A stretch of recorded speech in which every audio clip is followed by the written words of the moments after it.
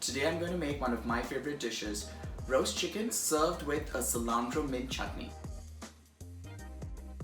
We might also talk about things unrelated to food, starting with this camera tripod situation. I'm recording this at home, so I'm going to flip the tripod a little bit. It'll feel like the Blair Witch Project for a second, but bear with me. So to start with, you're going to need a bunch of fresh herbs, and keep the stems on because the stems in both of these herbs can be used. They have flavor, there's no need to waste them. The next thing in this recipe is a jalapeno. I had problems finding fresh jalapenos and fresh green chilies at my grocery store, so I'm going to do a sub today. This substitution is cayenne pepper. I'm going to use half a teaspoon of cayenne pepper because I like this slightly hot but not too hot. So we're going to put all of this into the blender. We've also got cold water in here and a little bit of salt, and then I'm going to add 2 tablespoons of fresh lime juice. Using a lime, to do this you take a lime and you rub the lime gently on a cutting board, so this helps crush the cells inside the lime. So cut the lemon in half. I mean the lime, sorry, it's a lime. That's a big mistake right there. I can identify my citruses. And then when you squeeze the lime, the juice will come out much more easily. The next thing that's in here is the cumin seeds. The cumin seeds, you could use whole cumin seeds or you could grind them up. I'm using ground today. The lime juice and the cold water, they're important because they prevent the herbs from turning too black too soon. Makes it last a little longer. Another thing when you're blending things like this, a good trick is to start on a low speed and then gradually progress to a higher speed so everything gets a chance to completely shatter and blitz.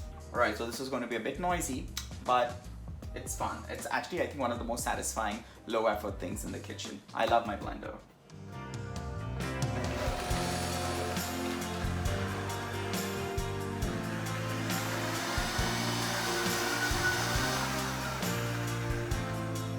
That's it, it's so quick. One of the things, and I learned this the hard way, is never open something like this with fresh chilies or with, in this case I've got the cayenne so it's not that bad. Don't take a whiff out of it. You'll start gagging. There, see? It's nice and smooth and green.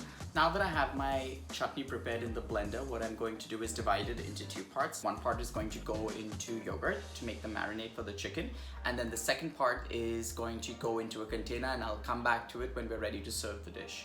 To prepare the chicken, I'm going to use chicken thighs that are pre-cut. I couldn't get a whole roast chicken, so that's what I'm working with, and it works great even with that. It saves me a little bit of time. I don't need to cut the chicken up, and so it worked out really well. So to do this, what you need to do is take each chicken thigh or piece of chicken, either it's a breast or a drumstick, you make gashes in the meat. If it's a small piece of meat, I usually do 2 gashes, each of which are about 3/4 of an inch deep. You don't want to go all the way through so the chicken falls apart when you're cooking. The purpose of this is you increase the surface area. It helps the chicken cook faster, but it also helps the flavor molecules in the marinade come into the meat and meet the surface of the chicken. So now I'm going to take half of my chutney and then fold it in with 2 cups of plain unsweetened yogurt with 2 tablespoons of olive oil, and I'm also going to add a little bit of extra salt. The reason why I'm adding extra salt here is because it's going to be used as a marinade. Whenever you make a marinade, you want a little bit more salt. This salt helps to flavor the meat on the surface as well as the inside, also helps to tenderize the meat. I'm going to put the chicken in a tray that's deep enough to hold the chicken as well as the marinade. So what you need to do now is to take the yogurt marinade that we just prepared, pour that over the chicken that's been cut and those gashes have been prepared. Now cover this and let it sit for at least 2 hours in your refrigerator. So about 30 minutes before you get ready to cook the chicken, preheat your oven. In this case, the chicken needs to be cooked at 350 degrees Fahrenheit. Once that's done, the chicken has marinated, your oven's preheated, go ahead and bring the chicken out of the refrigerator.